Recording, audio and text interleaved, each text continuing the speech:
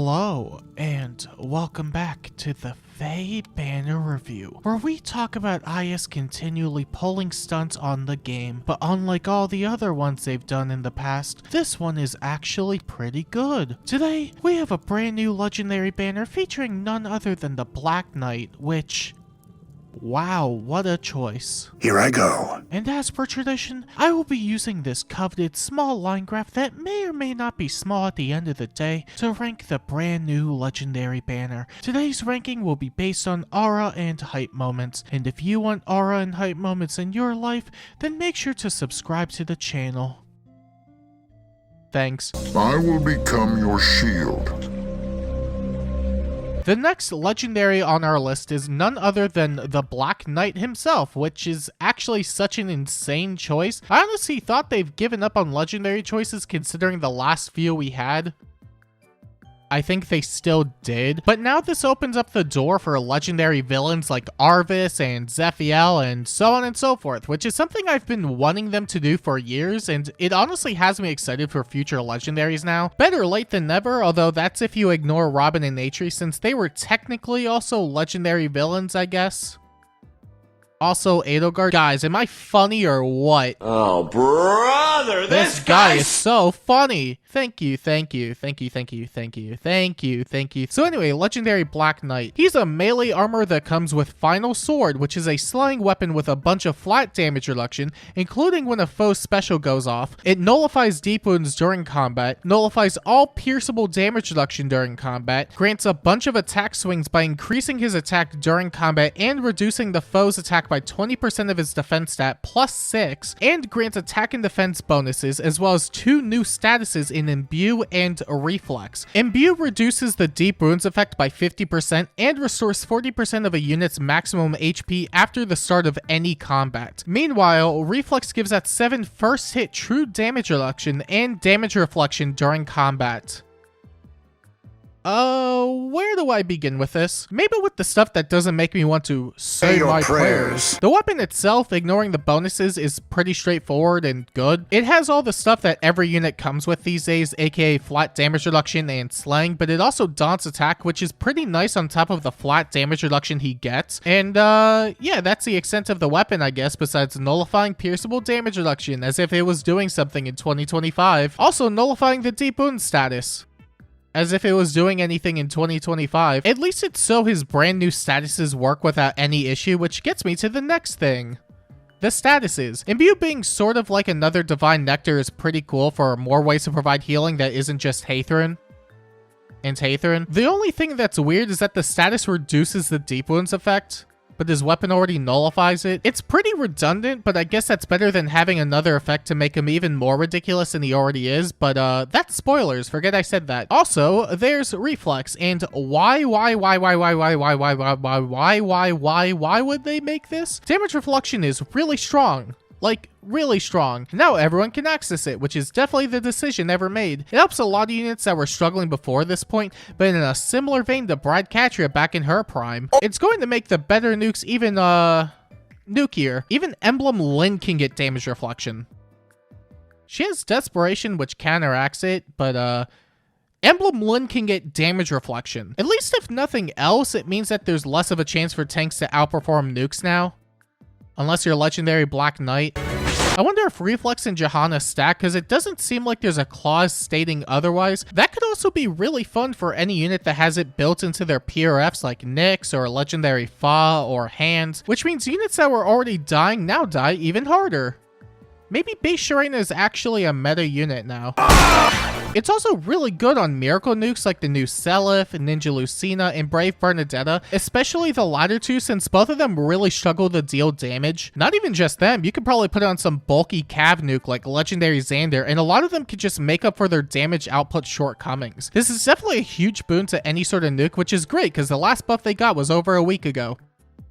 They were due for something new. Also, because these are statuses, units like Nurgle and Sonya could just steal them, which makes the idea of having to fight a unit with Reflex way less annoying in my mind. It helps that both snakes fell off, and wow, I feel my bones crumbling just for saying that out loud. Armor power creep is real, and Black Knight is just another addition to that, which means Essence Strain is back on the menu.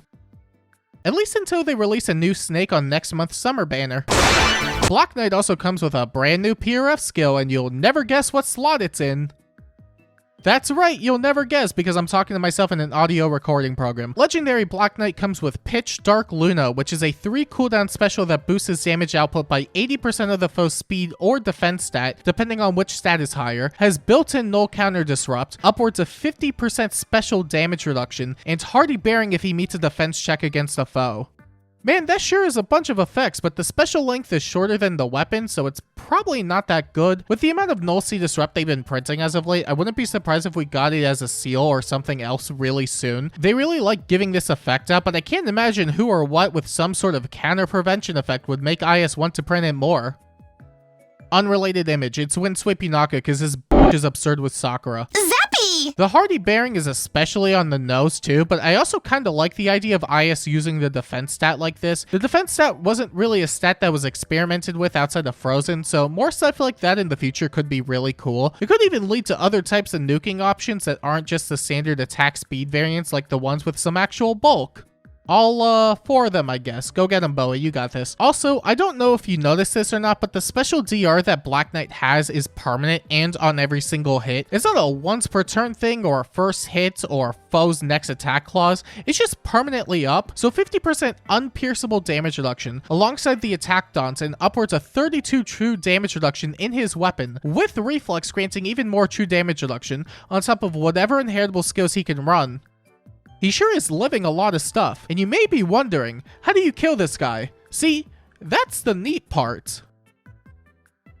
The special DR part is especially egregious because the highest ceiling for tanking has always been a combination of percent and flat damage reduction, since the scaling is just larger as a whole. But the difference before was that you could negate the percent portion of it, which allowed nukes to deal with stuff like Brave Dimitri at his peak. In this case, it's a one will live, one will regret to open Fire Emblem Heroes when you struggle to do anything against them. I wouldn't be surprised if IS eventually introduced a counter to special damage reduction, although with how the game operates, they'll sooner introduce a mechanic that doubles the effects of specials or something, so Astra can go from boosting damage dealt by 150% to 300%, which is cool until you remember that 300% times 0 is still 0. Although lethality negating 150% of the foe's defense or res sounds really neat, but all that true damage reduction in the game will soak it anyway, so maybe we need a true damage reduction counter instead. But yeah, it kind of seems like Black Knight can just sort of do everything. Of course, when every unit is expected to be combative and supportive, that'll happen. Give him the right support, throw Erica Ring on him for brave hits so he could guarantee kills,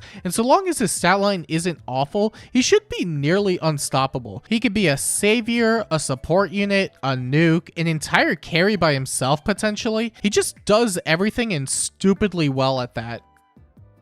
I'll give him a week. I'll give him 11 minutes. That's longer than the average unit's lifespan at least. Black Knight also has some fodder in generic Farsafe skill 500, as well as 2 new skills in Distant Attack Defense form and Counter Fighter. Distant Attack Defense form is a distant counter ASOT that grants upwards of 9 attack and defense based on how close he is to allies or if savior triggers. And Counter Fighter grants true damage and true damage reduction based on 15% of his attack stat, inflicts attack debuffs on the foe during combat, restores 7 HP on every hit, and grants a special jump of 2 before the foe's first attack, akin to Lagu's friend.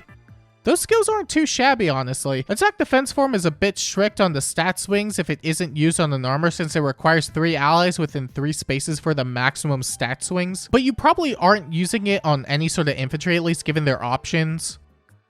Or cavalry.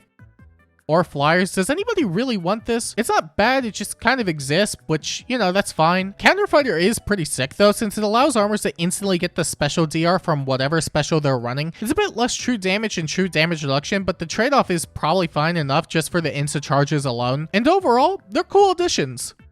And yeah, Farsave, woo, yeah, Farsave, I love you, whoa. Honestly, Black Knight might want Briar and Ear Save when we get that, since melee nukes are a lot more prominent at the moment, and we don't really have any notable ranged nukes besides Yunaka who could be countered by other stuff anyway. I'm honestly kind of surprised they didn't introduce that here, but he has distant counter in his kit, so that would make as much sense as having a null deep wounds bonus status while having the effect built into your weapon.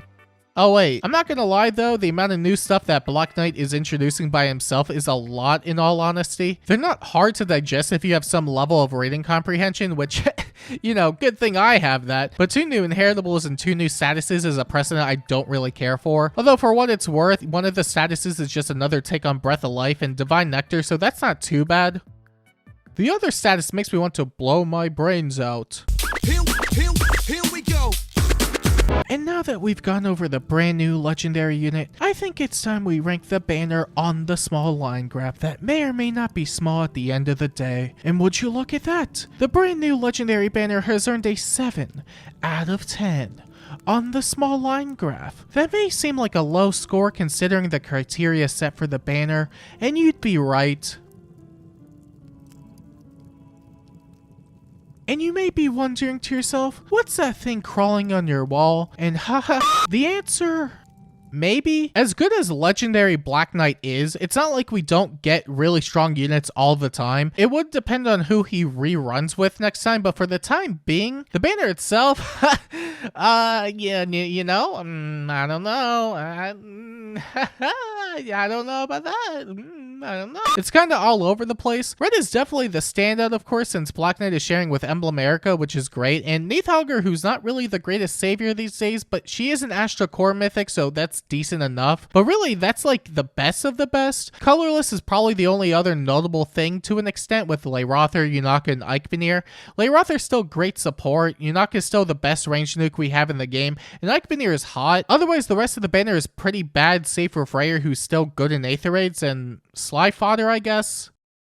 I should probably lower the score more just because of legendary male Corrin being here. But yeah, it might be worth waiting and seeing when he reruns, but I don't think it's the worst share for him whatsoever. That said, I would wait to at least see what's coming up for the midpoint banner and potentially summer because they might just be better TBH, 2BH, to be quite H. Ivy Lost, choose your legends.